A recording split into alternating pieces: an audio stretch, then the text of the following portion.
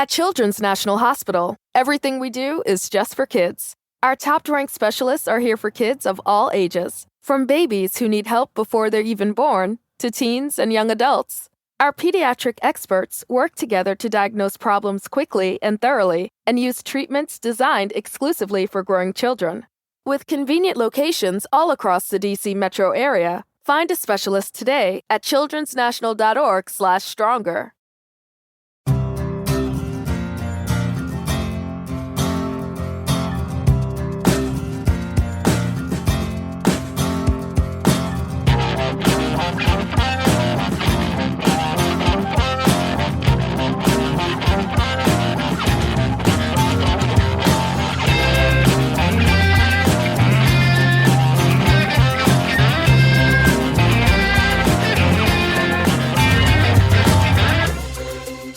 Hello and welcome to the 5-Year Plan podcast. Hey! It's pod 398. Whoa. Should probably organise something for 400 at some point. I'm Jim Daly. Kevin Day is with me. It's an international break special. Kevin Day, hello to you. We're going to talk in part one, of course, about the marathon march. So my first question to you is, how are you feeling today on Tuesday? I'm feeling surprisingly bratty. Bratty. I'm all right, actually. I've got, you'll explain that reference. Well, yeah, that needs explaining, yeah. Well, we were just 7:30 in the morning. We were all waiting for the pep talk, which we always get told off in because we sit at the back giggling while it's happening because the bloke tells us how to cross roads at traffic lights, important things like that. But we were just discussing how professional and grown-up Crystal Palace Football Club had been when they tried to show a message from the manager on the big screen that didn't work. You could see him, but you couldn't hear him. But eventually we got sent it, and basically Patrick Vieira's message was taking the piss out of Bratty for a whole minute, saying, I don't want to think that Bratty will get us the whole way round, you know. Don't let me down, Bratty. Don't let me down, Bratty.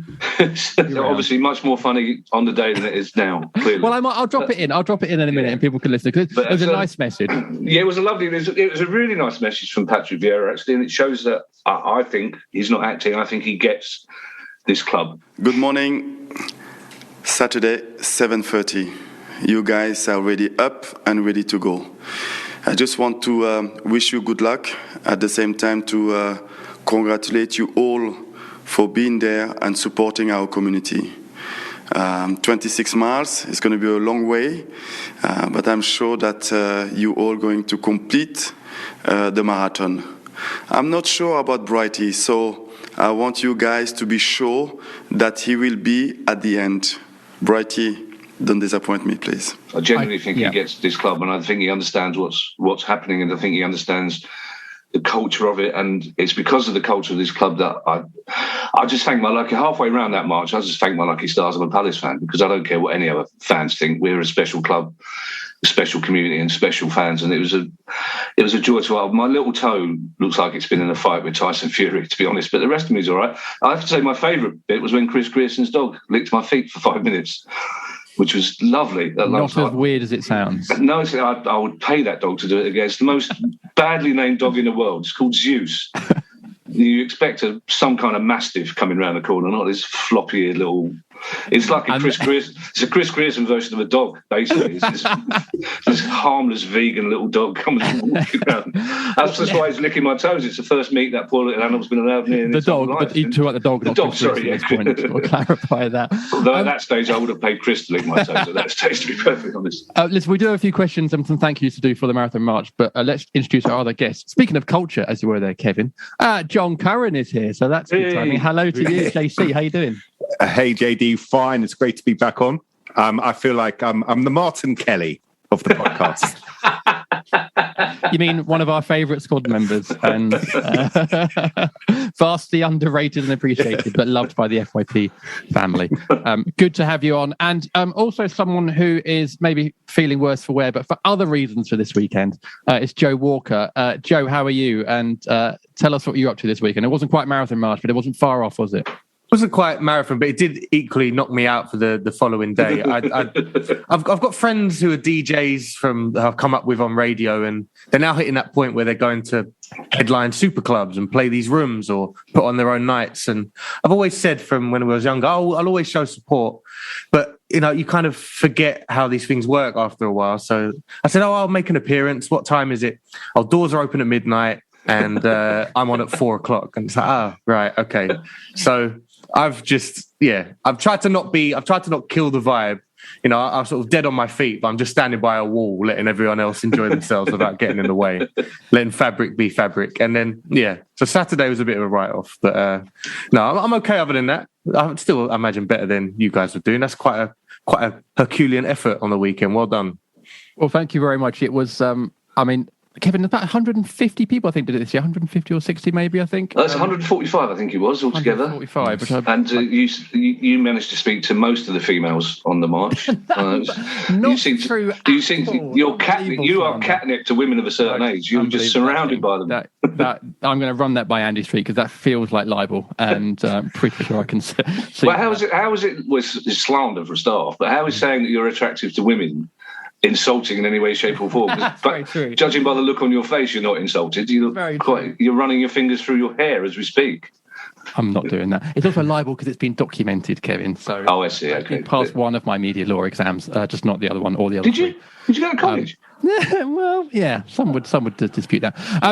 Shall we do some thank yous then, Kevin? Because it was a fantastic day at the weekend. As you say, 145 people doing it.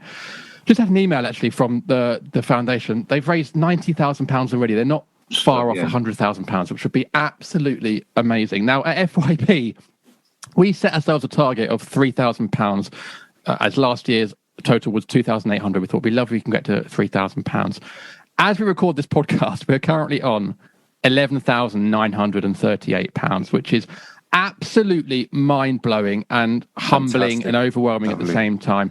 Now, that does include an incredible donation from John Texter, Palace's new co-owner, for about £7,000, $10,000. But even without that, we'd be knocking on the door of £5,000, which would be far and away our best ever total. And that is down to the generosity of our listeners and Palace fans in general. Yeah. I mean, it's been mind-blowing. And checking along the way, getting these updates from Just Giving, every few minutes that someone had donated, every single amount they donated gave us a little boost, didn't it, on the way? It was more than every few minutes. It's astonishing. You have to forget we're coming out of a global financial crisis. South London is an area that's particularly economically badly hit at any time. And for us to raise over £4,000 from fans is absolutely brilliant, and most of it's in 10s and 20s, and that is brilliant. But as it just keeps coming in, and like you say, it just gives you a little boost for 100 yards, and they're coming in with messages, and so much of it is raised on the day. I think they enjoy seeing us hurt. But then the John Texter one came in, accidentally nearly killing you because you stopped in the middle of the road, and when you saw it, it was a residential road. Thankfully, there was no cars. At the moment it was. Well, that's the other thing I do, because you and Streety were on your phone so much of it. I was just having to guide you around estate agent signs and low hanging branches because one of you would have got knocked out. Would you like to know really quickly? Would you like to know an admission that I didn't tell anybody on the walk at the time, but because I was on my phone so much, mostly doing updates on Twitter and checking the Just Giving and stuff, I did step in dog poo about halfway around the walk. And when you guys went to get water from a shop, I had to discreetly try and pour it on my shoe to get rid of it. But in the end, I had to wash it off when I got home. So that was very nice. So Jim, there's you walking and stepping in dog shit, and there's Kevin walking and having his toes licked by a dog. Yeah. It kind of... I don't think it was the same dog. I hope not, or else I know who's to blame. If it was dog vomit, you'd know that the dog had thrown up after licking. But the John Texter thing is great. I mean, look, we all know, John Carron will know this, John Texter's a very wealthy man, so $10,000 to him is probably the equivalent of a tenner to the rest of us. But or we were speculating that maybe he'd sacked his PA because he meant $10. She accidentally did 10,000. But I thought what was more interesting, and it's pertinent in the light of what we're talking about later on with another of our American owners, was the message he sent with it. And he talked in his message about one of the reasons he was growing to love Palace was that he was growing to know about the culture of the club and and how different it is in the States. So that the message was almost as important. It doesn't matter who he gives the money to because it's all going to the foundation, but the message he sent with it was, I think, just as important, because it's nice to know that they're at least paying lip service to the idea that they're not just investing in a business, that they actually know the nature of this football club. That was encouraging, but also that was quite exciting. It was, yeah.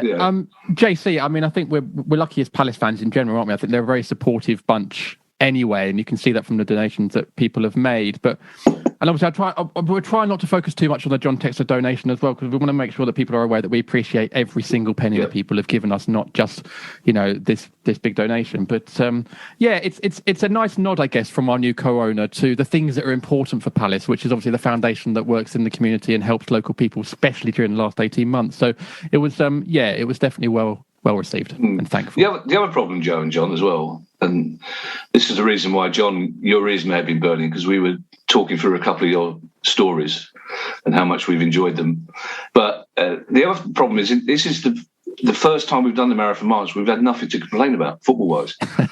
It's because normally we get halfway round on the adrenaline of moaning about the fucking shit we're putting up with. But now we have 10 minutes at the start of, it's all right, isn't it? It's great. Conor Gallagher is brilliant. And then we actually had to talk about feelings and emotions and podcasts. It's exactly, Joe. It's really hard work. But that was because again, it's another indication of the progress we are making as a team. In that we've suddenly, we haven't got as many points as we want, but we're suddenly playing a completely different style of football.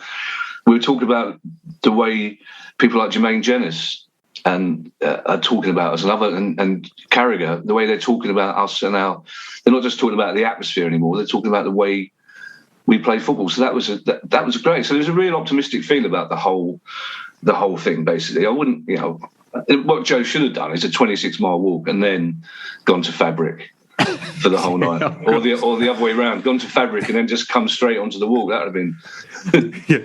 They watch Tyson Fury. Exactly.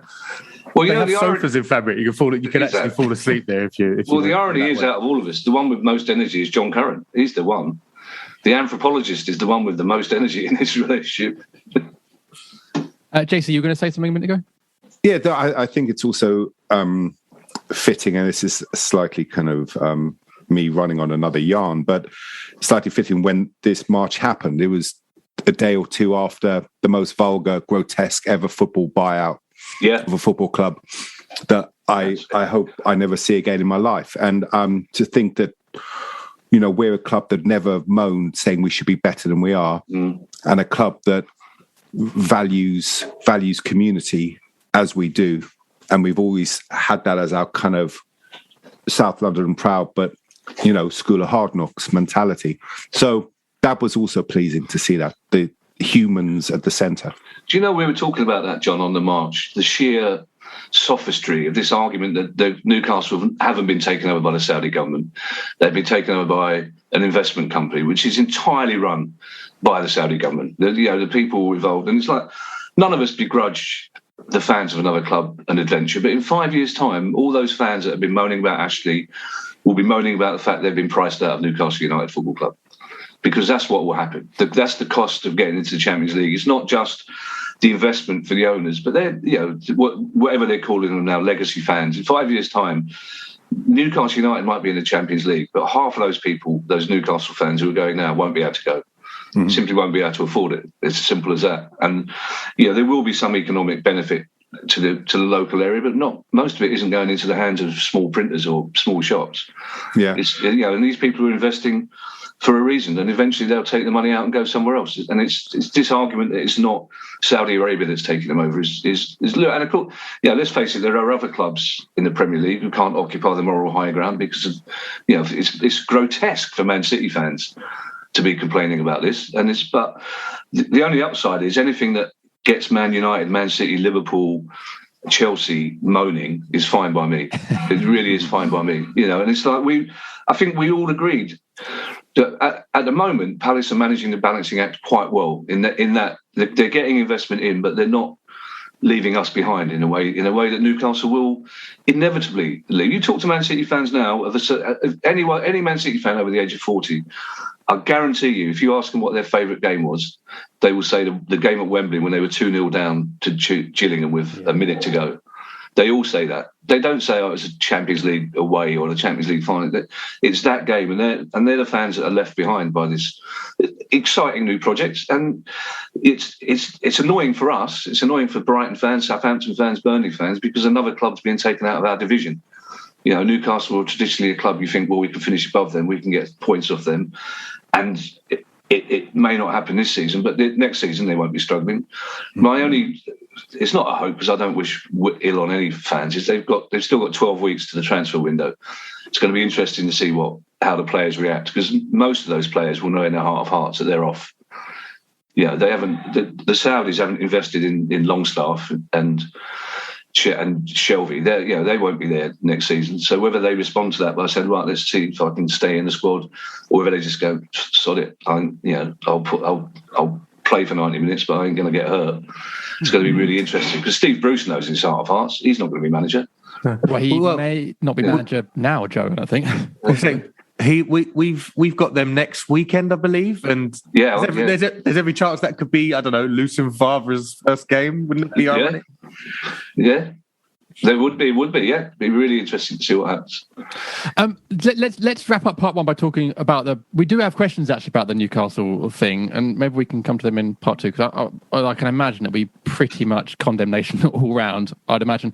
But that's hang on, JD, let's not forget though, JD. Remember 15, 20 years ago, there was talk of the Gaddafi family buying into Palace, and there were plenty of Palace fans who said, I don't care where that money comes from, it gets us into the European Cup as it was then, or whatever. Then, there are Palace fans who would say, I wouldn't be. You can't have a go at Colonel Gaddafi and his family. Sure, come on. Well, it was, they were just, as it happens, they were just keeping the country together, weren't they? It's just, it turns out.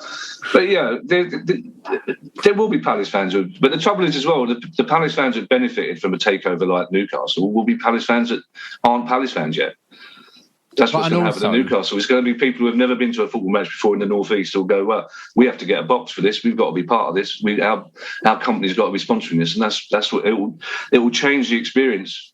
I can't remember when that Gaddafi thing was, but I feel like Palace were struggling in the Championship at the time. I mean, probably were. Let's face it, we were for most. It was. We just got promoted. We just won the playoff final, and I think Jordan had intimated that he was looking to sell up now that he'd kind of achieved his 5-year plan. Hey, ding, ding, ding, ding. That's interesting. I mean, obviously, Joe, the club's in a much better state now, and I guess as well when you do compare it to the sort of things that are going on at Newcastle, and when you bring in things like the foundation and the march and stuff, I think there's quite a lot to be proud of, isn't it, at Palace really at the moment, not just on the pitch but off it as well, particularly when you look at the work the foundation is doing, and then the generosity of Palace fans to support us and other walkers this weekend. Yeah, absolutely. It's definitely something to really, we were been quite moody over the last couple of years as fans, but stuff like this does really help to remind you of what it's all about, and just remembers why it's a club. Your football club is more about what just happens on the pitch. It's all about that the match day experience sometimes, or just connecting with people you wouldn't otherwise do every couple of weeks. And as I'm sure we'll get to with the interview with Josh Harris, and also to some of the things, if it's along with John Textor's message, along with Patrick Vieira's message, what some of the players have been doing during the last 18 months, Zaha, for example, they know it matters. And I think it's not even something they can ignore. They feel like they have to really, if they really want to be a part of this club and get what Palace is about, they have to toe that line as well. And really, I think in fact, it's beyond that. I think they actually are quite seduced by that idea and quite like the appeal of that. And which is, given the context of this last week or so with other clubs and takeovers, reassuring. Is actually, some of our investors, they've had criticism before of being a bit quiet. And I think we've seen in hindsight that perhaps, we've actually got it pretty good by comparison. Well, also, the route took us past the new academy, which 3 years ago was a security hut with a bemused security guard trying to fight off toddlers who are looking for the soft ball play area, and is now state of the art. I mean, it's just an amazing facility. So we're heading in the right direction, and we're managing to do it with sensible investment. Hopefully, we don't discover that any of these are secret tyrants with a lair in the volcano, but But John, it's interesting, John. Yeah, I mean, from your point of view, from the way you look at the world, from an anthropologist's point of view, it's really interesting because Newcastle fans will be in a dilemma. A lot of them will be in a dilemma. There'll be a lot of gay Newcastle fans who'll be wondering how they should react to this. There'll be also but at the same time they're being tempted by this huge financial adventure. So it's an interesting one because what this does, and it just shows the tribalism of football, and how it's very easy for all of us to make justifications. And you mentioned the LGBTQ plus situation, and I feel sorry for the guy who heads it up at Newcastle, but his statement was appalling. It was shocking. And I know Steph at Palace has been concerned about that, and also the centralised group. But it's actually a cultural manifestation of how easy it is to become very tribal, to be able to have blinkers on, as we all do, I think, in football. It's the most irrational sport, if not area of culture in the world, is football, right? So that's the main thing, is how are we able to stand back and take blinkers off? I mean, ironically, Manchester United fans did it some of them did it when the Glazers came in, right? But quickly, just back to the march, which I didn't do and I haven't done, and I must do it. My only gripe is the funding, the way you donate. So people like Mark Silverstein and Steph, I've mentioned. I want to be able to give money to everyone doing it, but if there was another way of doing it where I didn't feel guilty, so I funded the 5-year plan primarily as a means of just getting on the podcast again. And it worked. And it worked. It worked so well, quickly. Yeah. But so the likes of Mark and Steph, it's the money's going central, I guess. That's exactly. It's going to the central pot. The same place, and Palace for Life, I know, are really, really appreciative. Let me make sure that I thank the right people. I want to thank Mike and Bobby, who came on last week from the foundation, obviously, Tash and Gary and everyone at the foundation who are just absolutely brilliant. I thought the route was great this year, Kevin. We've had a few questions about that, actually. Crispin Chappell. Hi, Crispin. Says, turns out when you reverse the route with hills, there are still hills. Yes, there were a few. Anyone the bastard who put the last 2 mile up Sintra Hill, and then first of all that's the hill outside Crystal Palace, and then up Sintra Hill, and then tried to take us uphill through the park, which luckily we all knew a shortcut. And because the street is map reading was so shit, we'd already done 28 miles, so we decided to do that. But the route was better than last year, I thought. The refreshments, but he's quite right. You can't get rid of the hills eventually. But the trouble is, we all know a route that doesn't take us uphill. Well, yeah. We're all to South London. He had anyone's feet, knees, and hips telling them that still. There we go. Another great day he's put. One final question then, and I want to make sure that we have thanked everyone. We obviously thank all people that donated. We really, really appreciate it, and everyone that did the march as well. Andrew Stewart. Hi, Andrew. Who is one of our patrons, who I met on the walk on Saturday. If you could pick any of the current squad to walk the whole of next year's marathon march with you, who would it be and why? Kevin? We noticed you. That was another source of conversation. That every now and again you disappear and we go, he's talking to a patron, isn't he? They were kept away from the rest of us. The legacy pod people were kept away from the patrons. Every now and again somebody would sidle up to JD, offer him a $5 for a private chat, like some lap dancer. Again, that's libelous, and I would need to refuse that. It was tawdry. Do you know, that's a really good question. I'd probably Joel. I'd know Joel Ward, actually. It strikes me as somebody who would be interested in coming. I'd really like to do it with JC, to be perfectly honest, because the hours would fly by with JC's stories and things like that. But no, it's a good question. I think Wardy's a good shout. Conor Gallagher seems like he'd be quite fun company, I think. Conor Gallagher, I would say Conor Gallagher would be fun company for about 25 minutes, and then after that it'd be like, shut, please, stop it, will it? I'd go for Martin Kelly. Apparently he's a real big environmentalist. He is. So, He is. Yeah. Well, do you know, that's interesting. We should get him on, because I think that's the next big thing in football is going to be sustainability. Yeah. It's something that's just...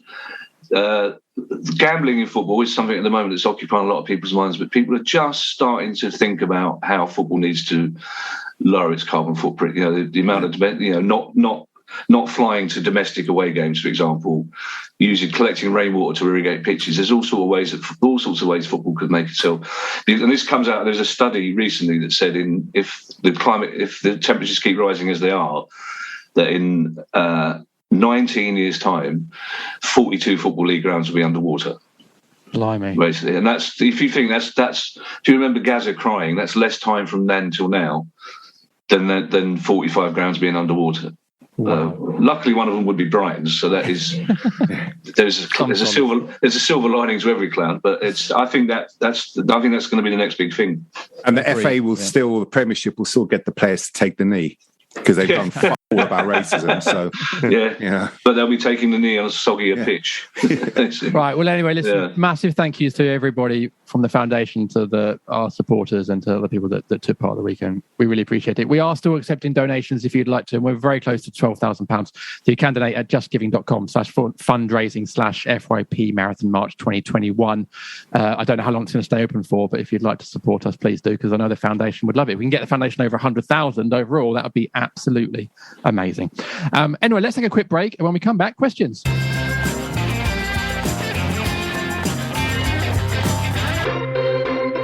When it came to interviewing and appointing a candidate for the top job this summer, Palace got it spot on. And so can you with LinkedIn Jobs. Today, many small business owners are busier than ever. Time spent searching for and interviewing candidates can take time away from managing and growing a business. That's why LinkedIn Jobs has made it easier to get to the candidates worth interviewing faster and free. JC, you're aware of LinkedIn Jobs, aren't you?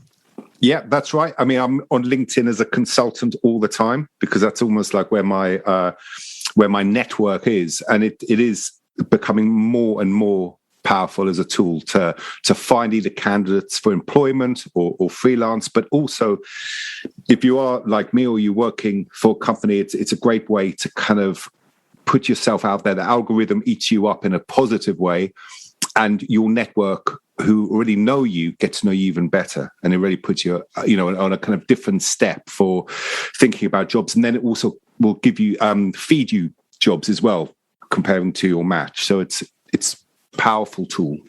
Absolutely right.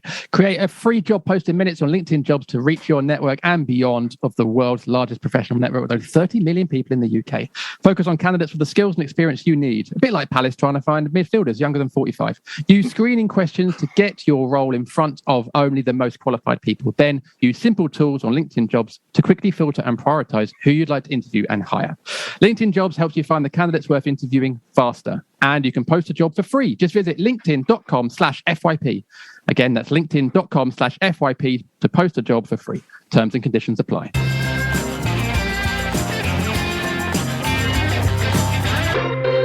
Welcome back to the 5 Plan Podcast. Hey! Pod 398 International Break Special. I didn't do a shout out for a patron in part one, which is terrible on my part. So can I get a free?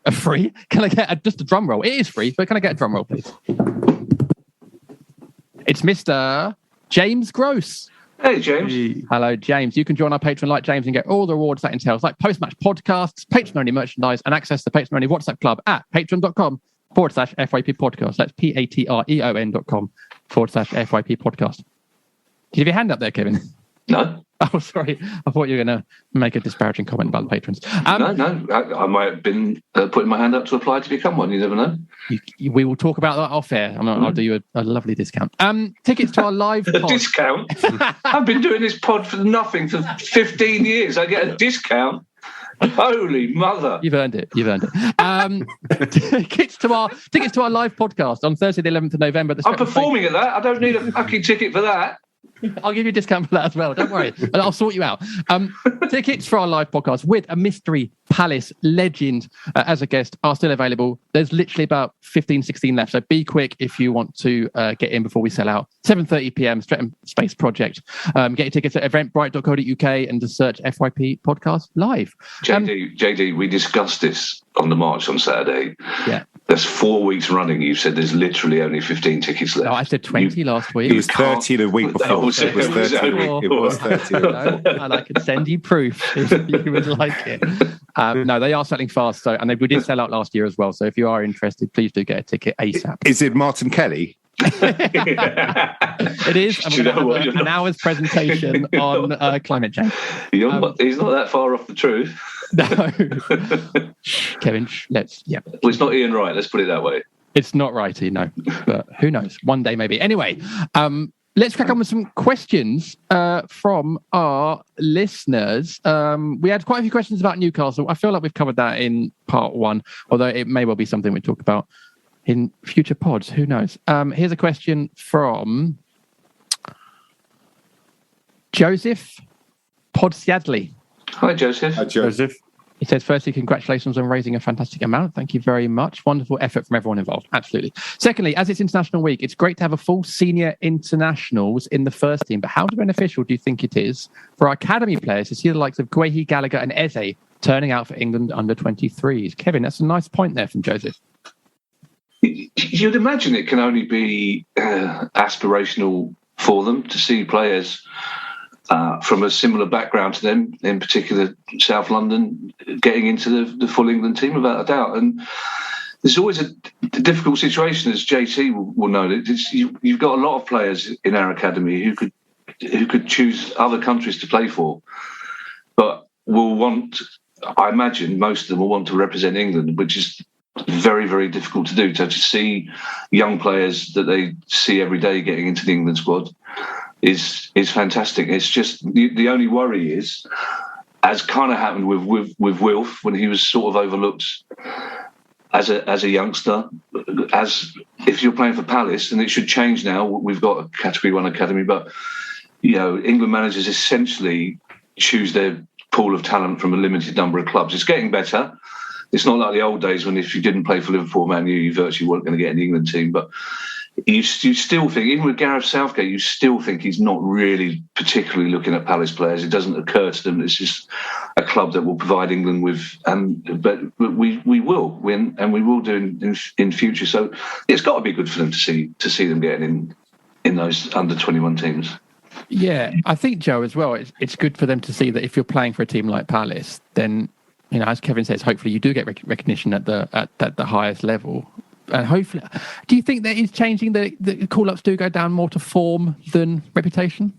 I mean, the Southgate's been quite interesting with his decision-making. I think even in his most recent press conference ahead of tonight's game, he said, I commit a crime every time I pick a team. And I think he's aware that he's inconsistent with his reasoning. What he'll say in one press conference for a player's exclusion doesn't apply to Harry Kane in the same equally. So I get that. I think we have reason to be encouraged nonetheless. I think you have to remember Eze was effectively meant to be in that larger pre-Euro squad to be tested out.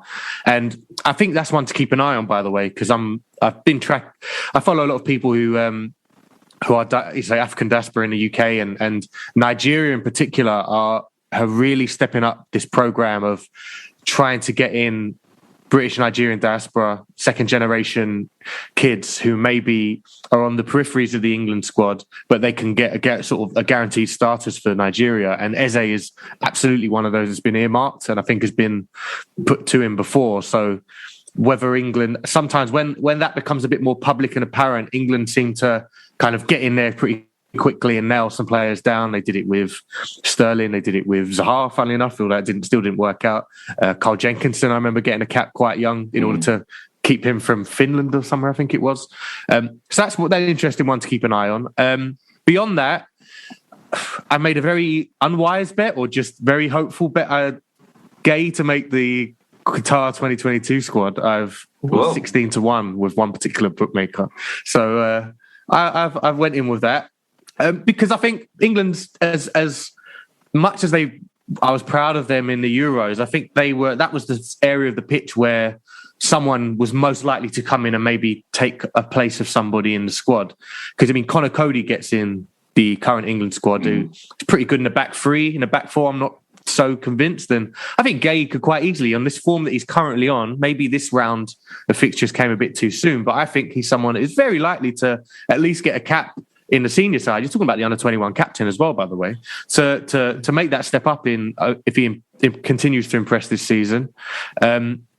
Gallagher, I think, is in a very competitive area of the pitch, so who knows? Maybe he has to go back to Chelsea to prove himself, quote unquote.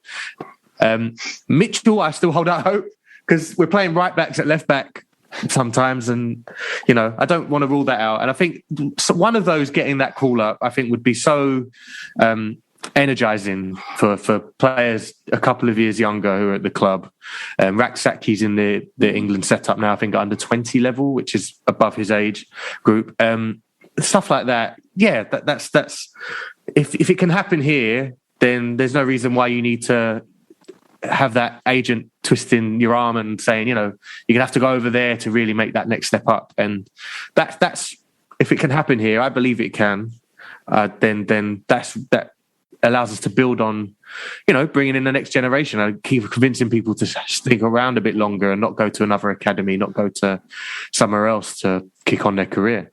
I think Gallagher's the one who's got the most chance of getting there, because I think Gay is too good a footballer for Southgate, basically. And we saw that with the irony is that the better, more creative player we turn out, the less chance they've got of getting in Southgate's squad. You saw that how he didn't want to play Grealish in the Euros. I don't think he wants to play Grealish now, but Gallagher, who's all action and will win the ball all over the pitch, is far more like his play. Southgate doesn't like footballing centre-backs. He doesn't want his centre-backs to play football, I think. He wants them to defend. He loves Maguire, because Maguire, he can get his head on the ball on his feet. He's not in a national level centre-back. Stones is a decent footballer, but Southgate won't pick him as a first choice, I don't think. So I think Mitchell, for me, is the one who should be in the squad now. I think, like you say, we're short of left-backs. And Mitchell, you see Mitchell's stats, his defensive stats are brilliant, but also, his crossing is fantastic. He gets forward really well. I mean, it's him. That's the exciting thing about the first goal against Leicester, is a teenager crossing the ball for a teenager. But again, Southgate, I don't think Southgate will blood youngsters. He wants players 24, 25. He's essentially conservative in his nature, Gareth Southgate, I think, and probably in his politics by the look of him. I don't know. But he's got something else I'm going to have to cut. I'm just speculating. He looks like. Hang on, just by looking at him, who do you think he's? I'm sure JC would agree with me. JC shares some of the same illogical opinions I have, based on just looks alone. JC, I'm looking at you. Going back to the original question, I think Joe picked up on this, but now we're Category A or Category 1 set up. And if you're bringing your kid through and you're a parent and it's maybe pre-agent time, you're going to be expecting that now. That it's going to really help the club that we've got 2 or 3 players playing under 23s, that we've got the captain of England under 23s, and that's going to, I think, just raise the level, because then you can start imagining, well, look, that's where my son's going to be training with, or in that environment. So it's up the ante a bit. It helps promote the club from the kind of the youth system up, really. And we are overdue an England full cap at Palace, aren't we? We feel like we've been close, haven't we, a few times? Yeah, I couldn't give a toss about England. I support Ireland. I'm more interested in the Irish youth at Palace. Who was our last full England international? I believe it was Townsend, very early into signing him. Yeah, because Wan-Bissaka was at Man U before he got into him, wasn't he? Yeah, it was. Yeah, we just signed him, and it was that Pardew. I seem to remember we had a barnstorming game. We beat Stoke at home by 3 or 4. Yeah. He got a call up off the back of that, but not anyone since. No. I remember as a kid when Paddy Mulligan got in the Ireland team. That was really exciting. I mean, it's our first international for a long, long time. It's like we've got an actual international on the pitch. I don't think Henry Houghton did, or Henry Hughes. I was going to say, JC, actually, if we're talking about the Ireland national team at the moment, that'd be a very different conversation. Unfortunately, they are struggling at the moment. I know. Not doing very well. We've got another question here about Gallagher. I might make this the last question. We do have to do an Athletic article in a minute. Quite a few people asking about Gallagher. Obviously, he's very popular. Simon Robinson, 87. Hi, Simon. Says a lot of noise around Newcastle wanting Gallagher in January/the summer. Do you know if Chelsea have a recall clause? And if so, can you envisage a scenario where they recall him in January to sell him for Newcastle? Whereas Nelson Cade 58 has said, do you think we should spend big to secure the signing of Conor Gallagher? Kevin, I saw these rumours and they were saying about 14 million for Newcastle to get him. Maybe double that, if not more, surely. I don't know the ins and outs of Conor Gallagher's contract. I'd be amazed if we haven't got him for the whole season. You pay a loan fee. People think that loan players come for nothing. They don't. You pay a fee to loan a player like Conor Gallagher, and obviously we'll be paying his wages. I'd be amazed if Chelsea were to do that, and I can't see any reason why Conor Gallagher would want to do that. To be perfectly honest, he's catching the eye as a Palace player. He's not going to get any more attention from Gareth Southgate by going to Newcastle. I mean, obviously it's a different ball game when his loan period ends. But even if there was a recall clause, which I shouldn't think there is, I don't think Chelsea would do it. I don't think it would look politically very good. We're a club they have a good relationship with. We tend to have a Chelsea player per season. They need to keep relations good. I mean, their model is loaning out the 44, 45 kids that they've got. So I'd be surprised. Whenever a club is taken over by billionaires, people assume that they will be able to buy their way into anything. And it's like, I'm not ruling out, but I'd be very surprised, because I imagine we're a clever enough club now to make sure that we've got him for the whole season. I mean, also, you'd assume that Newcastle will sign so many mad players in the next window that there's no guarantee you go there and play. I'm going to be really interested to see what they do in the window, to be honest, because I think for all Mike Ashley's conspiracy theories about the Premier League and the government not wanting them to buy Newcastle, I don't think they wanted to buy a club that aren't guaranteed to stay up.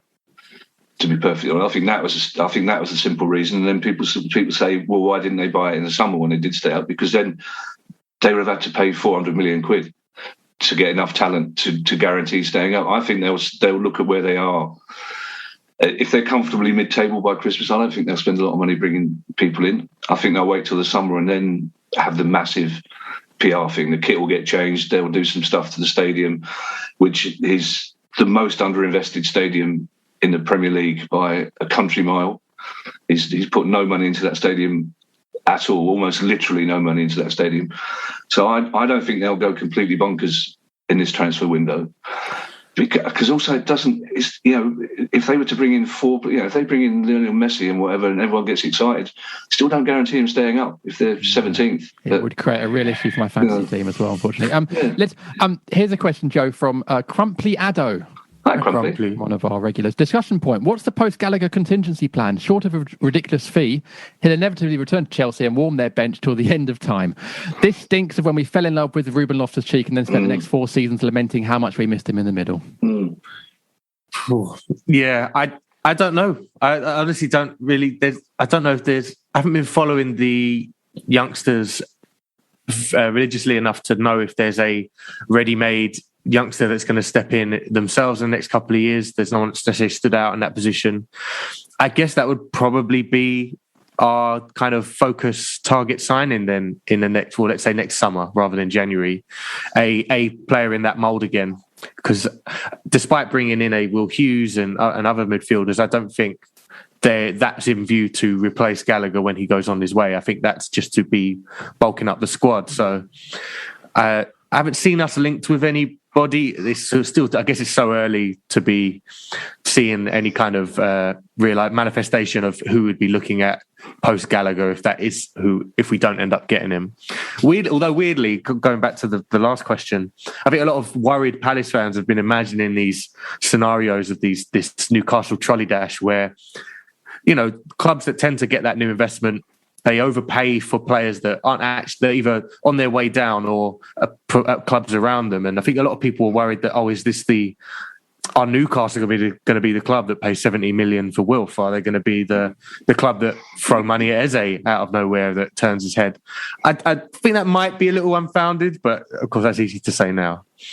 I'd be interested to see if JC agrees with me on this, but never mind a Conor Gallagher replacement plan. We need a Macca replacement plan, essentially, who this season, and I owe him a huge apology. I thought he'd be on his way out and I wouldn't have minded that much.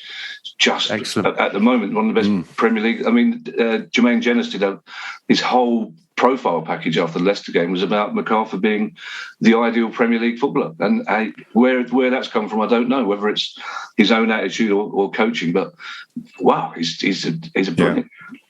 Well, Kevin, you can apologise to him at the live podcast in a couple of weeks. No, he's not our guest. That's a well, he's not a patron. He's not a patron either, so he won't get a discount on his ticket. But JC, you're as big a fan of as Macra as I am, aren't you? Yeah, I used not to be. I mean, yeah. I remember walking back from the pub after watching on a dodgy stream Swansea versus Palace when we lost, was it 5-4? And my mate Johnny Scarlett said, you know, the baseline of our squad, of the quality of the squad, should be Jimmy Mack. You know, that's, and actually last season I didn't think he was all that. The season before he did, you know, he hasn't scored, but this season he has definitely. I mean, it's whether or not that's Vieira, maybe it's the style of play, but you know, maybe he's got slightly younger legs around him, but his energy is insane, right? So it's, you know, is it the twice daily training sessions has lifted him up? These all, you know, maybe it's all of these things, but you're right. I mean, hopefully, Dougie Freeman, if he keeps true to form with his recent bout of recruitment, there's going to be a Jimmy Mack. Maybe it's Hughes who's going to be taking that. I don't know, but the Gallagher situation, I mean, I can imagine next season we hopefully get another Gallagher on loan. You know, I think we're allowed to do that. We're entitled to do that. JD, if you're going to edit anything out of this pod, can you edit that bit? You say the bit about Dougie Freeman doing a really good job about it. You take that out. I'm trying to warm you up for the live podcast. Yeah, considering what you said last year. Sorry, Joe. I said, is it possible Eze goes there? Considering, I think when we signed him, he was spoken about as a number 10 rather than a wide player. Yeah, maybe. Played there a bit end of last season, didn't he? Yeah. I can't see him, even if he's back to full fitness, I can't quite see Eze having that level of energy in his legs, to be honest. It's an interesting one. I mean, the ideal scenario is that he loves it so much here that he's our big signing. And because that's the other thing about him. Well, they all do at the moment as well, but he clearly looks like he loves playing at Palace. He looks like he enjoys being the centre of attention. And again, like Joe said, he's got that decision to make himself, isn't he, at the end of his contract with us, however long that lasts? Because you know, some people just want to play football. They don't want to be a substitute. They want to play football, and he looks like the sort of guy. He knows he's going to start every game for us. Yeah, he's absolutely, and he's a big fish. And from what I hear, he's noisy in training as well. So he clearly likes that. And I think maybe that's the same with Mac as well, because I think I gather that Mac has taken quite a responsible role in training as well. So we saw last season, and we could hear it last season. He was talking all the way through. Even when he was on the bench, he was shouting and chatting. So maybe they've given him that little bit more responsibility, or maybe treating him like a grown up. Who knows? But whatever the reason is, he's having a brilliant season. Absolutely. In classic FYP fashion, for a question special, we're going to have to wrap up the questions after 2 questions because I've just seen the time, and we do need to get in the Athletic part. So after the break, an article from the Athletic.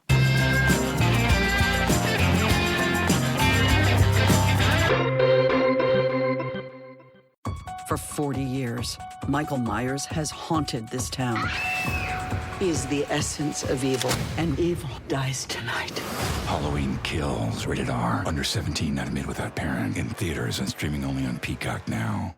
At Children's National Hospital, everything we do is just for kids. Our top-ranked specialists are here for kids of all ages, from babies who need help before they're even born to teens and young adults. Our pediatric experts work together to diagnose problems quickly and thoroughly and use treatments designed exclusively for growing children.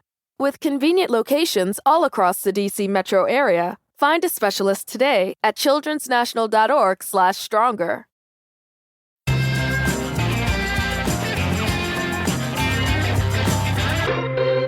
Welcome back to the 5 Year Plan podcast. Hey! We're supported this week by The Athletic, bringing you every football story that matters. The Athletic is home to the best collection of football reporters, storytellers, and analysis in the world. From breaking club news to excellent interviews, brilliant features, tactical analysis. The Athletic is football news you can trust and football writing you can feel. Get all access to exclusive stories ad-free. And if you go to theathletic.com/FYP, that's theathletic.com/FYP for 50% off your annual subscription to The Athletic. That's 30 quid a year for sports journalism that brings you closer to the action. This week's article is about Josh Harris, a rare interview from the Palace co-investor. The article is called Palace are on the right side of history and we're on the rise. Josh Harris on Vieira community and the club's future. And here's a little clip from this feature written by Matt Woosnam. Harris spoke seemingly with pride of the work he and others have done during the coronavirus crisis to invest in vaccines, to work on technology that helped produce those vaccines, and in purchasing protective equipment throughout the pandemic. It made me realise three things, he said. South London, Newark, Philadelphia. These cities went through terrible times, but we were part of the community, he says, of what prompted them to step up, in quote marks, and involve themselves in trying to help. Kevin, the article goes on, actually, a lot of talk from Harris, particularly around sort of community, and that seems to be a reason that he got involved. It's very interesting hearing him talk about the three cities there that he has invested in terms of the sports teams. And it's just interesting hearing him talk in general, because I know, we said on the podcast before, we're sort of lamenting the fact we haven't heard much from him and David Blitzer, but it was very interesting. And when you tie it into, obviously, we talked about John Textor at the top and him donating to us, we're starting to get a bigger picture now of these investors. And it seems that community seems to be a big part of that. I'm intrigued by the timing of this interview, to be honest, because we have said time and time again that we don't hear from them. And you start to worry when you don't hear from people who are major investors in your club. You wonder whether they've lost interest. You wonder whether they had any interest in the first place. You wonder whether they're about to pull out. So you want to hear from them, and you want to hear that they share your values. I'm interested. I'd like to ask John his opinion on this, because John is an expert in the language of management. John's an expert in advising people, owners, investors, of the right thing to say to consumers, to customers, if you like. So I'm intrigued by the timing. I mean, is this, John, the sort of thing you would advise somebody to be doing all the time, or far more than he does? Because it does make you wonder why. Maybe it's because of Textor stepping up, I don't know. But I'm just intrigued by, particularly his appeal, as JD said, to the kind of working class fan base as well, talking about blue collar fans. Yeah, so I mean, I've got a bit of a kind of hypothesis that I'm not saying is fact at all. What is fact? A couple of seasons ago, I think Josh Harris wanted out. So there was active looking to sell, where I think Blitzer was more keen to stay. And we know, I think Blitzer's bought a Spanish club or invested in a Spanish club, et cetera, et cetera. So Harris wanted out. There's been a big change to Harris in the last few months. So he was one of, I think, 3 co-founders of Apollo, which are probably the US's most successful kind of investors. And they are extremely successful in what they do. One of the founders then, and this is not secret, this is in the press, so I'm hoping to say this right, had associations with Epstein. And there was issues around loans that he got from Epstein, and whether or not it also went into a friendship as well, we're not sure. It was Josh Harris that instigated the investigation, because realizing, there's the value system of what Apollo stands for. Secondly, we've got to invest, we're investing big money, which includes, insurance for thousands of Americans. We can't have this as a bad thing. So they hired a New York law firm that came in and did an internal thing. The end game was that this co-founder decided that he would be stepping down from his role in a few weeks or few months time later, which I think Josh Harris wasn't too happy about. The other then founder has taken on that lead role, and not Harris. And I think bets were down that it probably would be Harris that would have taken over. So it means now Harris is stepping, has a more of a backseat with Apollo, still has, a role there. And he's, I think, now looking at his sports investments. So that goes on to Harris Blitzer Sports Entertainment Company. So that's the two of them coming together. They've got the 76ers, NBA, they've got the New Jersey Devils, NHL. But below that, then they've got teams like Delaware Bluecoats, which are in the NBA G League, right? That's the kind of feeder. They've got the Bingham Devils, who are the AHL, which again is the leagues below the NHL, but they'll be feeding young players into the NHL. So there's a good investment there. They've got real estate, massive venues for concerts, for sports events. They've got the 76ers Gaming Club, esports, which is Blitzer's, some of his expertise. They've got the 76ers Innovation Club. I think 2 years ago, we would have seen Crystal Palace as a logo on there, but they're not there. Palace isn't there anymore, which makes sense because it's very much America-centric kind of focus. Now, you go onto the website, which is really interesting, that all they do is wax you straight away with community. Okay, using sport, and then you kind of think, okay, this is kind of usual business bullshit and stuff. You then go further and further and further down. What is actually our business model? And then it starts talking about we're going to combat systemic racism. And you're going, what? This is like gloves off, right? This is going for it. They're investing $10 million over 5 years into the looking at equality, but also further $20 million, I think, dollars into systemic racism and promoting Black-owned businesses. So now this is kind of radical all of a sudden. These are billionaires, New York guys coming in saying, this is really, if we're going to talk about community, we might as well put it where it is. And the fact that they are focusing on one of the biggest cancers in the US, which is racism, as it's, they're almost coming across now as being woke, that's the, and it's, the further you go down into the website, you realize actually there's some real backbone here, so I can understand why Palace isn't visible there, because it's not America. There's a different cultural thing there. And then they can probably look and see the Palace Foundation and things like that. But they're doing some really radical stuff in a business structure. They're making money, right? But they're feeding some of that investment into it. So that's why I think we're hearing him speak. Right, because he no longer has to. Now he can step up. His focus is a lot on sport, and now he can come into the fold. They're much more entrepreneurial. Harris is. Innovation is a key thing. It kicks what we're seeing in Newcastle out of the water with that type of commitment. Right, so it's actually you make your money through innovation, entrepreneurship.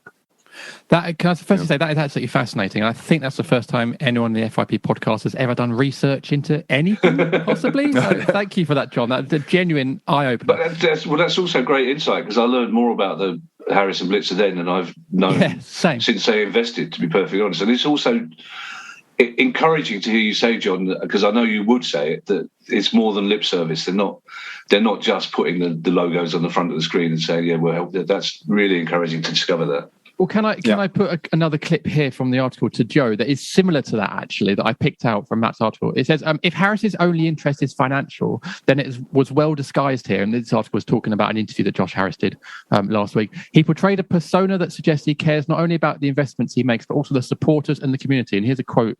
"Sport assets are unique," he explained. "You generally lose money, but you have to build something unique." Joe, does it feel like they are doing that here? I think that's to TBC.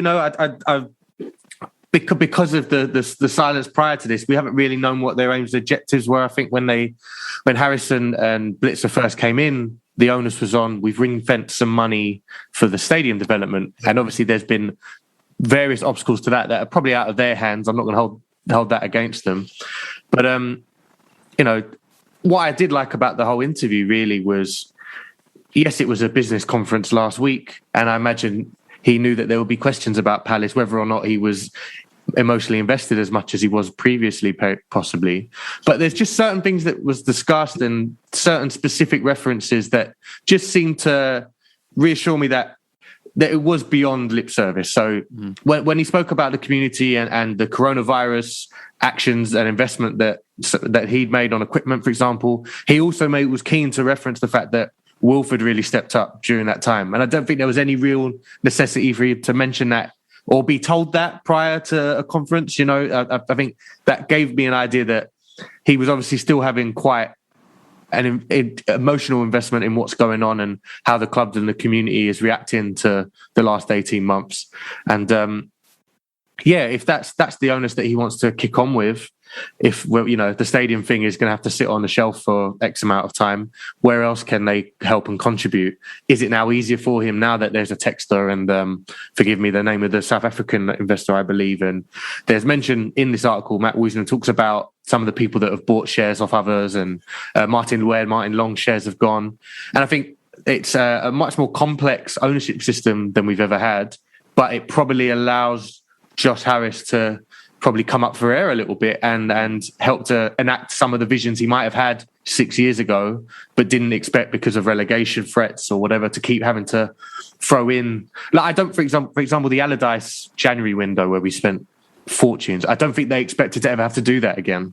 To at least just to stay up. They would have thought that would be for a European push. So now we're kind of probably as a club with the squad that we've got and the money that's been spent and the value of the squad, at least on the pitch, we're in the same position as we probably were when Harris and Blitzer first came in terms of, right, what can we aim for here? We're looking forward instead of back again.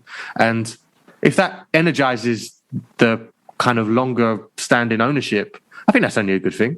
It's interesting though as well when Textor came in, and I keep wanting to say Textor. It sounds like it should be Textor rather than Textor. Right. But when Textor came in, they very specifically said that his money was going on infrastructure. He said that I'm buying into this club, that I'm investing in the infrastructure, which made me wonder if that's released Harrison Blitzer's money, if it's their money that's paying for players and Textor who's building the new stand, if that ever happens. Because otherwise, John, why would they specify that what his investment was for? You wouldn't normally do that, would you, when you're buying into a club?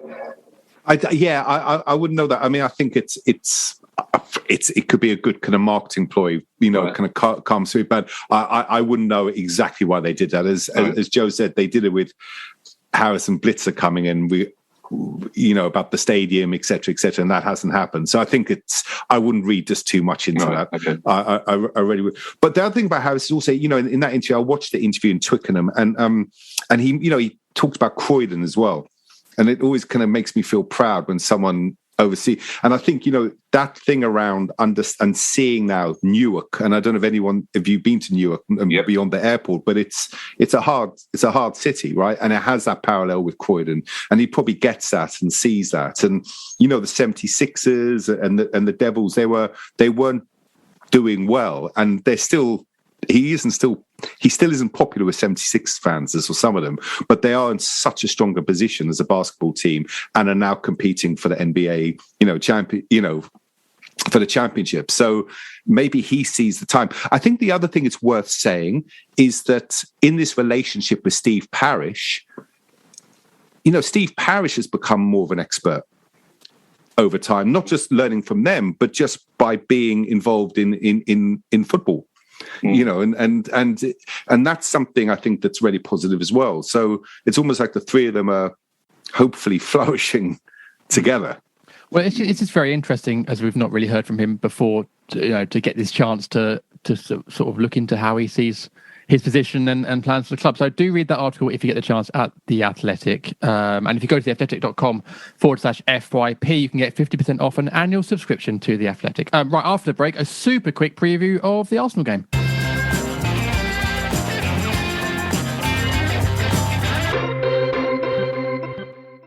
At Children's National Hospital, everything we do is just for kids. Our top-ranked specialists are here for kids of all ages, from babies who need help before they're even born to teens and young adults.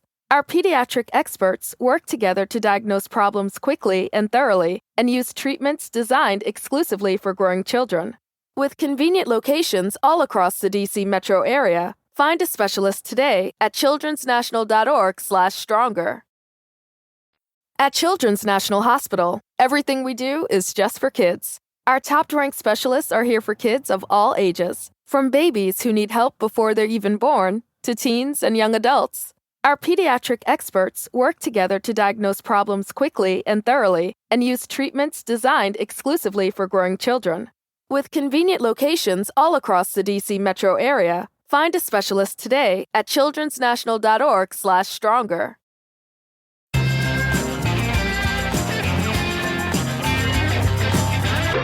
Welcome back to the 5-Year Plan podcast. Hey! Now, we do have an actual game coming up. Obviously, international break is a nice chance for us to dip into some subjects we wouldn't normally do, which has been great this episode. There is a game. Arsenal away on Monday night. The Premier League loves giving us Monday night games. So we are back at playing football again. Feels like ages since we last seen Palace play. Kevin, most of the questions regarding that Arsenal game are about Michael Elise, who, of course, had a massive impact off the bench against Leicester in our last game. Tony Phillips. Hi, Tony. And James Jeffrey. Hi, James. Have both asked pretty much the same question. Should Elise start against Arsenal? I think so. But again, whether that's going to be the case, I don't know. That was probably the only thing we've still got left to moan about or talk about is Jordan Ayew, essentially. And Vieira clearly puts a lot of faith and trust in Ayew, keeps talking about him. So he anticipates that he's going to be asked about him, and he talks about his defensive work and coming in off the flank to help the midfield and so on and so forth. I don't think he will start, to be perfectly honest. But I would prefer him to start. I think that the most difficult thing about Monday night is going to be to take the emotion out of the game, because it's going to be one of those rare games where the home fans cheer our manager on as much as we do, and it's going to be a massive night for Patrick Vieira. So we have to sort of distance ourselves from that in a way that we failed to do when we were part of the Tottenham new stadium opening night. That clearly got to us. You could see the players getting nervous as all the hoo-ha went on. So I would like to see Elise play. I think he's a brilliant weapon to have off the bench if he doesn't start. But I think for me, that's the next part of the jigsaw puzzle, is to sort out the IU problem and put somebody who's more dynamic, more able to get us goals. But it's an away game against Arsenal, so I don't think that will be where he makes his full debut. Having said that, I think Arsenal, and I'm touching wood here, are probably tailor-made for the way we play football. I think in previous years, we know exactly what we would have done away to Arsenal. We'd have, defended and tried to do. I think we'll go for it. I think we'll have a positive approach, and I think that will suit us. And it's for the first time we can say, we go there without any fear, I think. Yeah, Arsenal, Joe, have found a bit of form actually recently. So it won't be as easy as previous years, but it certainly won't be. We do have a fairly decent record against them actually. In a lot of draws, a lot of draws at the Emirates. So it will be interesting. Vieira did say after the Leicester game, I was asked about Elise, obviously, and did say that his introduction to the team or to starting will take time. So I think Kevin's right. He probably will still go with RU for this away game. But if it was you, would you be giving Elise that start?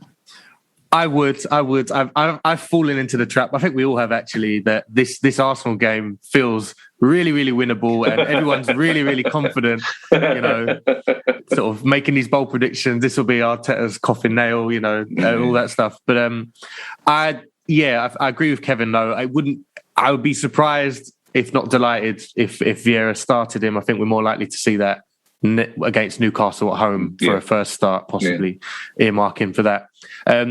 But yeah, I think we should go at them 100%. I don't see why we should change how we play. And ultimately, their form has picked up somewhat since the start of the season, Arsenal. But the teams they have beaten have not been really Tottenham aside. I think they've beaten Norwich, Burnley, and Brighton. Two at Brighton, yeah. So I think this is a time to be brave. Maybe not. I think Vieira might, if he gets to the occasion a bit too much, might go very gung ho.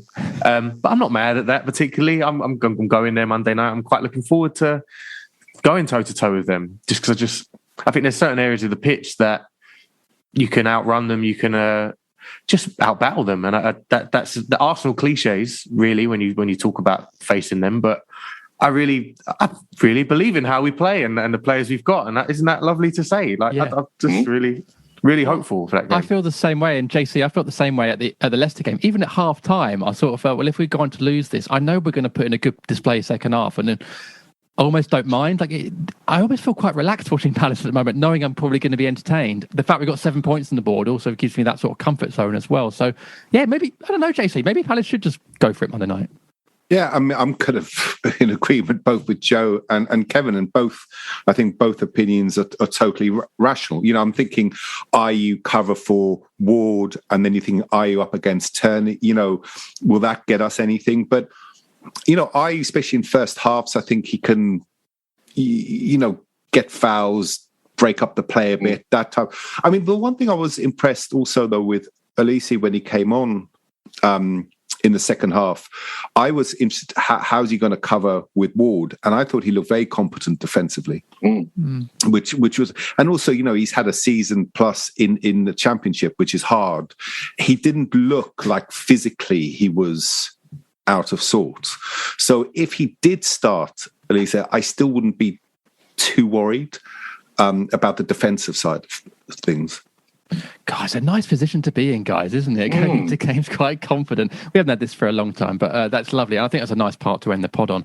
So thank you very much for joining me. We've covered a range of subjects there. It's been really enjoyable talking to you guys, and thank you very much. And of course, we'll be back next week with another pod. So Kevin, until then, have a great week. Thank you very much. JC, good to have you back on. Thank you so much.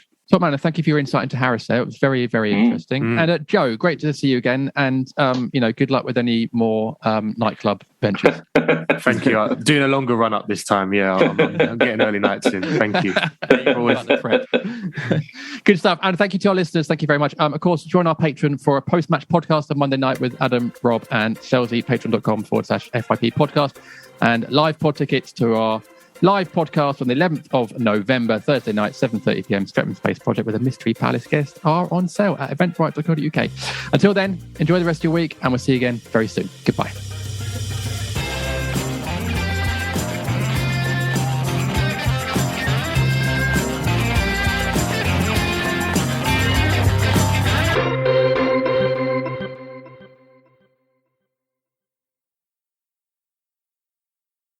Fall means autumnal breezes and vibrant earthy colors. It also means fall allergens, bacteria, and particles coming into your home. So swap out your old HVAC air filter with a Filtrete air filter from a retailer near you.